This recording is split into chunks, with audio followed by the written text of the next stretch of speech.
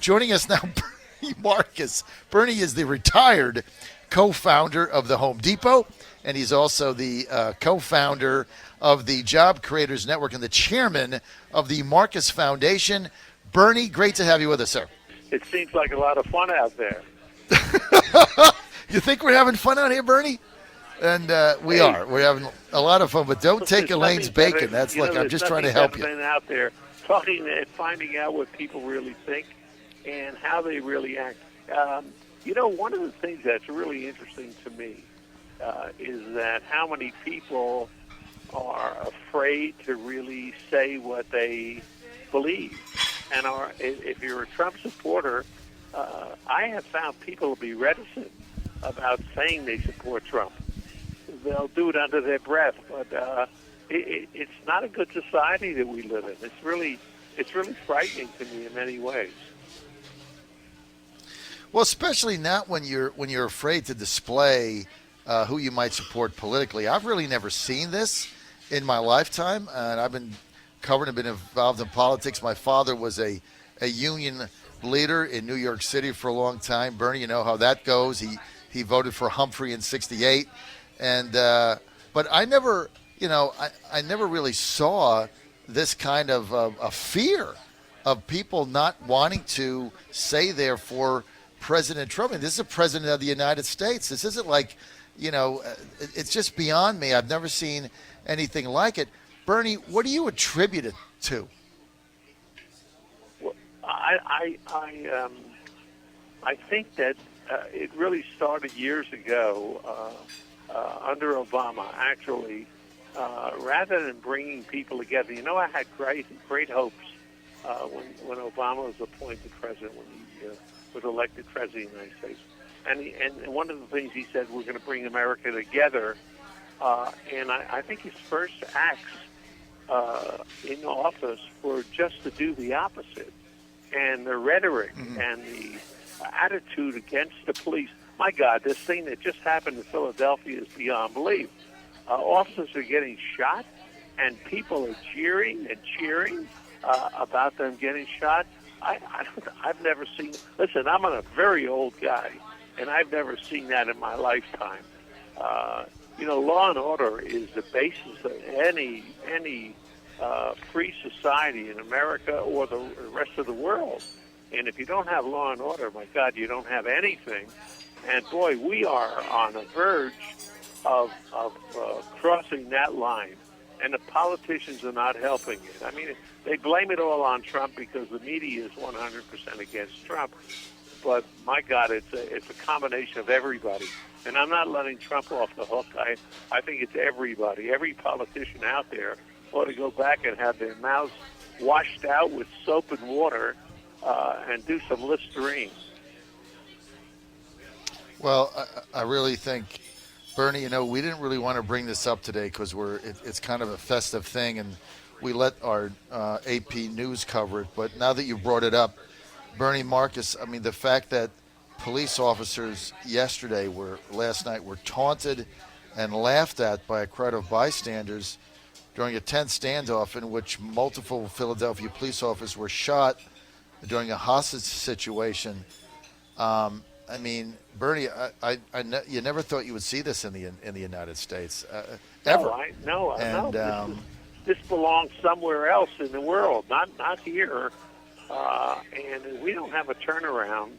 And it's the politicians that have to do it, and they're not doing it. In fact, if anything, they're inflaming the issue even more than they did before. So it's frightening, and it should be to everybody.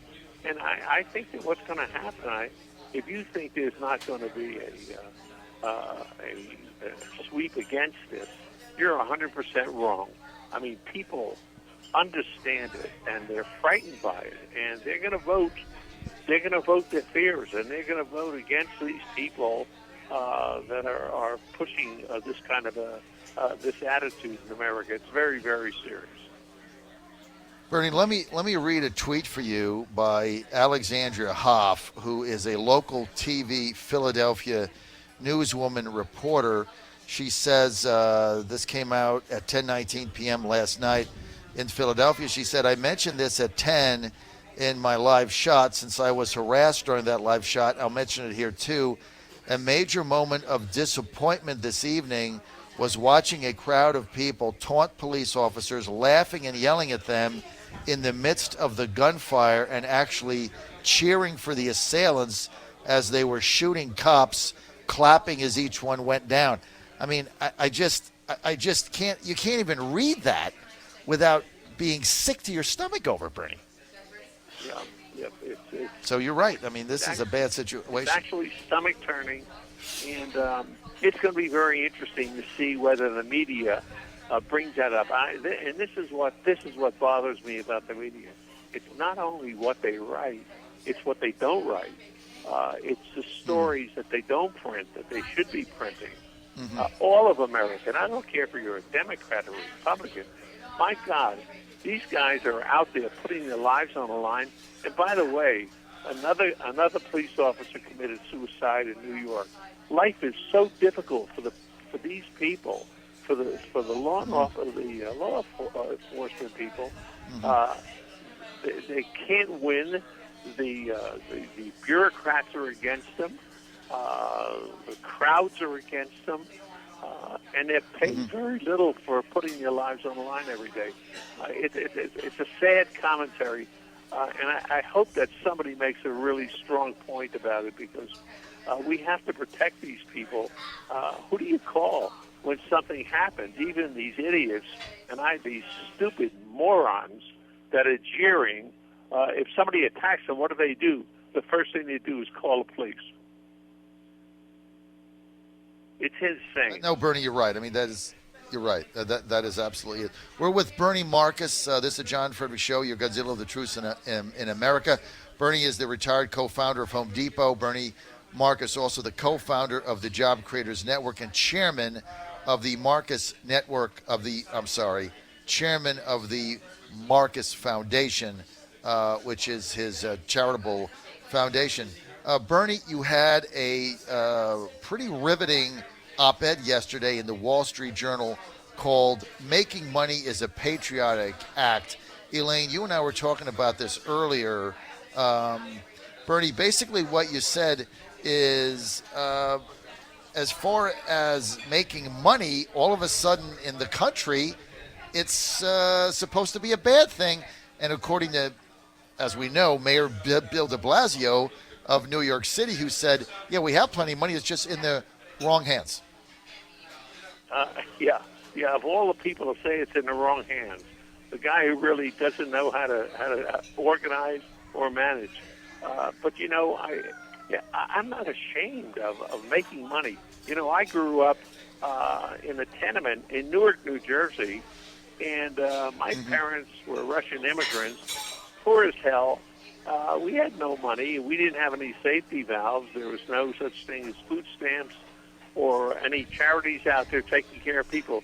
If my father and my brothers didn't work, we didn't eat. But I have to tell you something. We all felt the same way. This is the greatest country in the world. My parents came here from being harassed in Russia. They kissed the ground when they came here. They loved this country, and I grew up loving this country also, and looking forward to that American dream. And my mother used to say to me, "You work really hard, and you could be anything you want in this country. This is the greatest country in the world." And my mother was 100% right. And you know what? I did work hard, and I did take a lot of risks.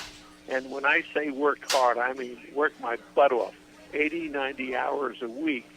So getting rich was not easy for me. I didn't inherit it. And while doing that, we created jobs for, millions of people. In my lifetime, I can say millions of people who now have a better life because of the kind of work that we were doing, that I was doing. And at Home Depot, we created millionaires. We started as a small business, and I remember how difficult it was in those days, the early days. How we were undercapitalized. We just didn't have enough money to even buy inventory. We put empty boxes up in the stores to show people that we had inventory that we really didn't have. But the truth is, the government in those years, and I'm talking about the 70s, did not work against you the way they do today. There were so many rules and regulations, and fortunately for small businesses, Trump came along and knocked out a lot of these regulations. But Job Creators Network, which I started along with Elaine and others, is to help small businesses grow. Isn't it better if we have a small business that can grow into a Home Depot, create wealth for everybody, create jobs so that people are independent of the government, don't have to beg the government for their medicine, don't have to beg the government for their food. They can take care of their families, send their kids to school. That's what the free enterprise is all about. And that's why Job Creators Network was organized to allow the small business guy an opportunity to become a successful businessman that can add to the wealth and the GDP of this country. And I think that, all the wealth that I made, by the way, I made the announcement recently that the vast majority of my money is going to charity, so I'm giving it away. And one of the things that I resent, some of these politicians talking about taking more of my wealth away and more taxing the rich. Well, the rich are the ones who are creating the businesses. The government doesn't create anything. What do they create? All they do is create deficits. Anything that the government runs is a disaster. Look at Social Security. Look at Medicare. Look at the Veterans Administration. My God, with health care for all, we'll end up like the Veterans Administration, waiting 6 months to see a psychiatrist, waiting 4 months to get an operation.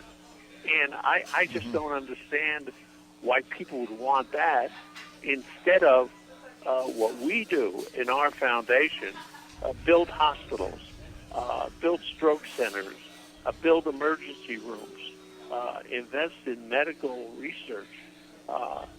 That's where wealth goes. Wealth pays for all of that. Universities out there are all supported by wealth. They're supported by people who are successful, who give back to their alma maters and build something. So why would you be out there trying to stop the faucet of funds that really go to help education?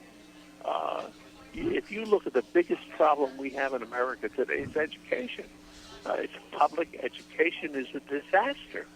And we spend more per student in the United States than anybody in the world. And we get very little for it. But we know, the Marcus Foundation, along with others, are supporting charter schools where kids at least learn how to read and write and have some discipline and can go on. And if they want to go to college, they're enthusiastically supported to go to college. This is what that's what the free economy is all about. Why would you want socialism? Good God, look at Cuba. Look at Venezuela. Yeah. Hey, Bernie, it's Elaine. I wanted to ask you. You've made such an impact with your wealth and helped so many people in cancer and cancer research and autism, and our veterans. And now we see so many millennials and Gen Z generation getting behind socialistic ideas. More than 50%, the polls show, are behind socialistic ideas like Medicare for all and the Green New Deal and $15 an hour wage mandates. What is your message to young people, on these issues, and why the capitalistic system is the way to go? Well, that is such a large question. It is so difficult. And part of the big problem is that they graduate from universities. And the universities today, we know, by the way, factually, they're left, and anti-capitalist, anti-free market. So they're subjected to 4 years or 6 years or 8 years. And by the way, it starts in high school in many cases, of talking about capitalism is bad. You should be ashamed of wealth. In some universities, the word free enterprise, the American dream, is not allowed. Did you know that? That's shameful. The American dream is what we all lived for. In my age, everybody wanted the American dream. And the American dream was to be able to be successful, take care of your family, not to be a ward of the state. And these kids, unfortunately, are not getting that message. They're getting this constant barrage of socialism is good. The government will take care of you. Why work? Why knock yourself out? Why would you want to work 80 hours a week when I'll promise you as much money for not doing anything? And don't worry about school. I'm going to pay for your school. Even if you don't belong in college, we're going to pay for it. And, when they say we're going to pay for it, who are they talking about that's going to pay the bills ultimately? I mean, eventually you're going to run out of people to pay the bills. So it's sheer insanity. But, they're going through this phase now. I think education is critical. I think Job Creators Network is trying to do the best that they can. We're promoting it. John and Elaine, you're part of it. We have all kinds of programs out there to teach people what the real facts are. In Job Creators Network, we have an education system where you could find out what does $15 an hour really mean. How much do you really pay in taxes? And this is for people who are just in the workplace that vote their hearts but don't vote their minds. And what we're trying to do at Job Creators Network is to get them to use their minds and understand that ultimately you get nothing for nothing. If you think you're going to get nothing without putting money into it and without it costing you, then you're insane. And that's the role that we're playing at Job Creators Network. Yeah, that's fantastic, Bernie. And for the listeners out there, if you want to go to jobcreatorsnetwork.com and join us, you can take a look at that education program. It's called Employer to Employee Education. It was actually Bernie's idea, and we brought it to life. And he actually has Bernie, you have a lot of input on the lessons that we put into that education program. So I love the way you phrase things. Bring it down to milk, bread, and eggs, and people will understand how these issues impact their pocketbooks, their jobs, and their families ultimately. Yeah, and I'm not. Bernie, I'm thanks for being with us. And the reason is I am so thankful. I am so thankful every day. I mean, if I could kiss the floor and kiss the flag every day, I would, because I really believe this country is the best thing. Having watched my parents, having lived as with nothing, and seeing that I could establish myself where I am today, this could only happen in a free market. It can't happen anywhere else. And to have people out there who attack me and people like myself and try to make us ashamed of what we've done is totally insane and not acceptable to me. Bernie, thanks for being with us. We always enjoy your time. We have to have you on a regular basis. And great op-ed. Read Bernie Marcus's op-ed in the Wall Street Journal, Making Money is a Patriotic Act. It was in yesterday. Bernie Marcus, retired co-founder, Home Depot, and also the co-founder. Now I find out that the other founder was Elaine Parker, the Job Creators lady. I just learned that, Bernie. I didn't know that. Co-founder of the Job Creators Network and chairman of the. I know, Bernie. She never told me. She's very shy, but don't take her bacon. Chairman of the Marcus Foundation. Bernie Marcus, always an honor to have you on, sir. Thank you for being with us. Thanks for all you do. We'll see you in a couple of weeks, sir. Bye-bye now. Thank you, Bernie.